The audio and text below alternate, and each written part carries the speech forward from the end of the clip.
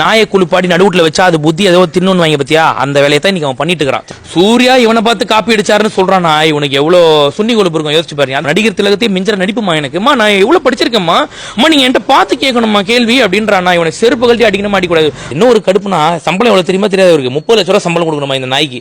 செருப்பு எடுத்து குண்டி மேல அடிச்சு எடுத்து விடாம இதுக்கு 30 லட்ச ரூபா சம்பளம் கொடுக்கணும். 1008 கஷ்டம் நடக்குது நமக்கு. அந்த கஷ்டத்துல ஒருத்தன் குரங்கு மாதிரி இங்க தாவிட்டு பண்ணிக்கிட்டு இருக்கான், விட்டு படத்துல வர மாதிரி துடிச்சிக்கிட்டு இருக்கான், நடிச்சுக்கிட்டு இருக்கான்னு பார்க்கும்போது பார்த்து சிரிக்கத்தான் செய்வாங்க. அதை பார்த்துட்டு இவன் நினைச்சிட்டானா நம்மள மக்கள் ரசிக்கிறாங்கன்னு நினைச்சிட்டான். இவன் யாருன்னு கேட்டதை ஆழ் மனசுக்குள்ள நடிகர் திலகம் நம்ப வச்சிருக்காங்க. அதான் இந்த வாட்டர்மெலன் ஸ்டார் மாதிரி என்னைய பார்த்தா அவன் காப்பி அடிக்கிறான்.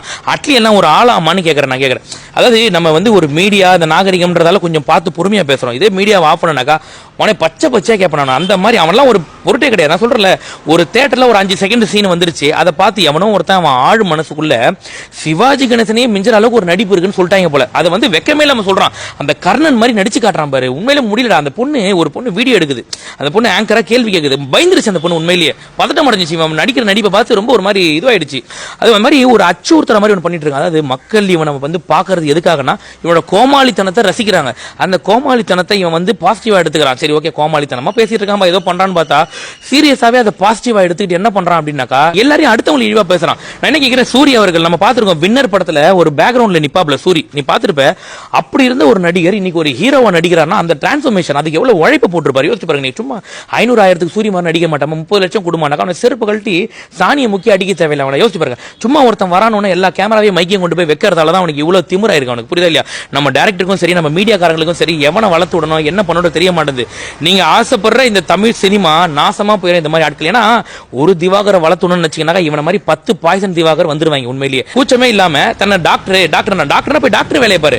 டாக்டர் வேலையை விட்டுட்டு நீ தரகர் வேலையை பார்த்தனாக்கா கண்டிப்பா உன்னை கேள்வி கேட்க தான் செய்வாங்க. அதையெல்லாம் விட்டுட்டு நீ என்னை எப்படி நீவா போன்னு கேட்பா. சரி உன்னை நீவா போன்னு கேட்டா உனக்கு கோவம் வருதுல, எல்லாம் கரெக்ட் விடு, உன்னை நீவா போன்னு கேட்கல. அப்ப நீ சூரிய குறித்து இவ்வளவு கேவலமா பேசுன, சூர்யா குறித்து கேவலமா பேசுன, விஜய் அங்கிள்னு பேசுறான் இவன். சரியா, விஜய் அங்கிள்னு பேசுறான். இவனே ஆதாம் ஏவாள் மூத்த புள்ள மாதிரி இருக்கான். இவன் விஜய் அங்கிள்னு பேசும்போது எவ்வளவு கோவம் வரும் யோசிச்சு பாருங்க. அந்த மாதிரி இருக்கிற எல்லாரையும் இழிவாக பேசி எல்லாரையும் ஒரு மாதிரி நெகட்டிவிட்டி கிரியேட் பண்ணி இவன் மேல வளரும்னு நினைக்கிறது ரொம்ப ஒரு தவறான ஒரு விஷயம். இதை மீடியா நண்பர்கள் ஆதரிக்காதீங்க.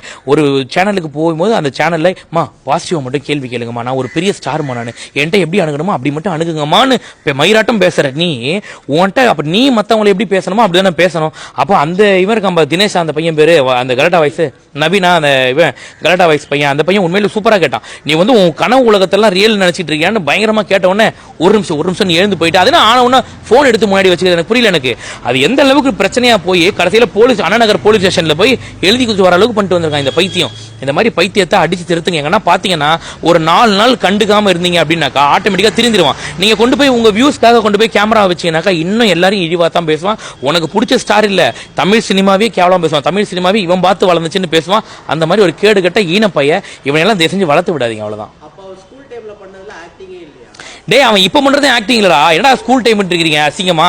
அவன் இப்ப பண்றதே இவ்வளவு கேவலமா இவ்வளவு மெச்சூர்டா இவ்வளவு ட்ரோல் பண்ணிட்டு இருக்காங்க அப்படின்னாக்கா அப்ப ஸ்கூல் டைம்ல என்ன பண்ணிருப்பான் யோசிச்சு பாரு. நீ இப்பவே வியூஸ்க்காக சட்டை இல்லாத சோப்பு தெரிஞ்சிட்டு அந்த அனகொண்டா உடம்ப போட்டு சோப்பு தெரிஞ்சிருக்கான். சரியா, அப்ப ஸ்கூல் டைம்ல என்னென்ன அம்மனமா நின்று ஆடிட்டு இருந்திருப்பான்டா. அதெல்லாம் யோசிச்சு கூட பார்க்க முடியல, கன்றாவியா இருக்கா. அதனால அவன் பண்றது ஒரு நடிப்பே கிடையாது. உண்மையிலே சொல்றான். அதாவது இந்த இவன் வருவான் பாத்திருக்கியா, பிஜிலி ரமேஷ், அப்புறம் ஜிபி முத்து எல்லாம் இவங்களோட கம்பேர் பண்ண முடியாது. அதனால உண்மையிலே இன்னசென்ட்டா வந்தா அந்த மாதிரி ஆட்கள் திடீர்னு வருவாங்க, திடீர்னு காணாம போவாங்க. ஆனா வெளியில போகும்போது ஒரு நல்ல ஒரு இமேஜோட போகணும். சொல்ல போயிடா இவன் ஒரு நெகட்டிவ் இமேஜோட போறவன்லாம் செருப்படி வாங்கிட்டு தான் போவான். அந்த மாதிரி தான் இவன் பண்ணிட்டு இருக்கிறான். உண்மையிலேயே இதை மீடியாக்காரங்க தான் இதை கண்டிக்கணும். ஏன்னா நீங்க தான் அவனை அதிகமா வளர்த்து விட்டது நீங்க தான்.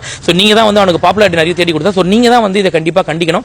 தயவு செஞ்சு கொண்டு போய் கேமரா கொண்டு போய் அவன் மூஞ்சில வைக்காதீங்க. இன்னொரு தடவை அவனை பாத்தீங்கன்னா நீங்க கேமரா வச்சீங்கன்னா பரவாயில்ல, அசிங்கமா கேள்வி கேளுங்க, தவறே கிடையாது. நீங்க கேட்கிற கேள்வி கருத்தியலா இருக்கணும், அவ்வளவுதான், வேற ஒண்ணுமே கிடையாது. மத்தபடி அவன் அட்லி அவன்லாம் எவன் கேட்கறான். அவன் அட்லி 3D படம் எடுத்தா கூட பரவாயில்ல, அதெல்லாம் டங்கு ஸ்லிப் ஆச்சு, மயிறு ஸ்லிப் ஆச்சு அப்படிலாம் கிடையாது. நீ கேட்கிற வார்த்தை ரொம்ப முக்கியமா இருக்கணும். நீ ஒரு கேமரா முன்னாடி பேசுற அப்படின்னாக்கா அந்த பேசுற வார்த்தை ரொம்ப ரொம்ப முக்கியமா இருக்கணும். புரியுதா இல்லையா? நீ பேசிட்டு டங்கு ஸ்லிப் ஆச்சு, சூர்யா இவனை பார்த்து காப்பி அடிச்சாருன்னு சொல்றான். இவனுக்கு எவ்வளவு சுண்ணி கொழுப்பு இருக்கும் யோசிச்சு பாருங்க. அந்த மாதிரி பேசுற வார்த்தை என்னன்றது தெரிஞ்சு பேசணும். சரியா, அட்லினா எவன்னு தெரியாது, சூர்யா என்னைய பார்த்து காப்பி அடிக்கிறான், விஜய் அங்கிள்ன்றான், ரஜினி படங்கள் பெருசா பாக்குறது இல்லைங்கிறான். அப்ப என்னதான்டா நீ பாப்ப? வெறும் பிட்டு படம் மட்டும் தான் பாப்பியா நீ? எனக்கு புரியல. எனக்கு உண்மையிலேயே இவன் நடிக்கிறதுமே அது மாதிரி தான் இருக்கு. ஃபுல்லாவே பிட்டு படத்துல ரொம்ப உணர்ச்சி போகணும் நடிப்பாங்க, அந்த மாதிரி நடிச்சிட்டு இருக்கான் ஃபுல்லாவே.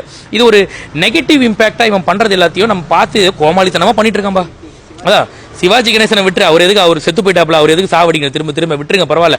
இவனே ஒரு சேனல்லையும் போட்டு அவரை சாவடிச்சுக்கிட்டு இருக்கிறான், இன்னும் எதுக்கு சாவடிக்கணும். அது வேற யாரோ ஒருத்தர் இவனை கலாய்க்கிறதுக்கு சொல்லியிருக்காங்க, நடிகர் திலகத்தையே மிஞ்சிற அளவுக்கு இருக்கும் நடிப்புன்னு சொல்லிட்டாங்க. அதை வெக்கமே இல்லாம எல்லா மீடியாலும் சொல்லிட்டு இருக்கான், நடிகர் திலகத்தையே மிஞ்சிற நடிப்புமா எனக்குமா, நான் எவ்வளவு படிச்சிருக்கேம்மா, அம்மா நீங்க என்கிட்ட பார்த்து கேட்கணுமா கேள்வி அப்படின்றான். இவனை செருப்பு கழட்டி அடிக்கணும் மாட்டிக்கூடாது. அந்த மாதிரி இவன் வந்து தமிழ் சினிமாவுக்கு ஒரு இழுக்கு. இவன் வந்து நான் என்ன சொல்றேன், நீ நடிக்கிறியா, ஏதோ கோமாளித்தனம் பண்றியா, பண்ணிட்டு போ பரவாயில்ல, ஏதோ ஒரு பக்கம் பண்ணிட்டு போய் கூல் சுரேஷ் கூட இருந்தான், அவனும் ஒரு கோமாளி ஒரு பப்புன்னு தான் தெரியும் நமக்கு. பேமெண்ட் வாங்கணுமா வந்து அவன் வேலையை என்னவோ முடிச்சு கொடுத்துட்டு போயிடுவான், கம்மனி யாரையும் டார்ச்சர் பண்ண மாட்டான், கம்மனு போயிடுவான். இருக்கிற பெண்களை மட்டும் கட்டி பிடிப்பான், கொஞ்சம் அந்த வேலைகளை பார்ப்பான், அதெல்லாம் விட்டு வேற விஷயம். ஆனா இவன் பண்றது ரொம்ப ஓவரா தமிழ் சினிமால ஒரு முன்னணி எதிர. நான் சூர்யா அவர்கள் கஷ்டப்பட்டு மேல வந்திருக்காரு, அவர் அந்த மாதிரி பேசும்போது தான் எனக்கு தெரிஞ்சு ஒட்டுமொத்த மீடியாக்காரங்களும் கொந்தளிச்சு அந்த ஒரு விஷயத்துல தான் கொந்தளிச்சாங்க. அந்த மாதிரி பண்ணக்கூடாது, அது ரொம்ப தவறு. மீடியாக்காரங்கள் இதை வந்து கண்டிப்பா சொல்றேன். அவனை இன்னொரு தடவை பார்க்கும்போது நாக்க புடுங்குற மாதிரி கேளுங்க. நானே அவனை தேடிட்டு இருக்கிறேன், அவனை காணும். மாட்டானா செத்தான், அன்னைக்கு சம்பவம் உண்டு கண்டிப்பா. அவன் மாட்டான், டாக்டருக்கு நான் என்கிட்ட பேசுறேன், அப்ப பாத்துக்கிறேன் அவனை.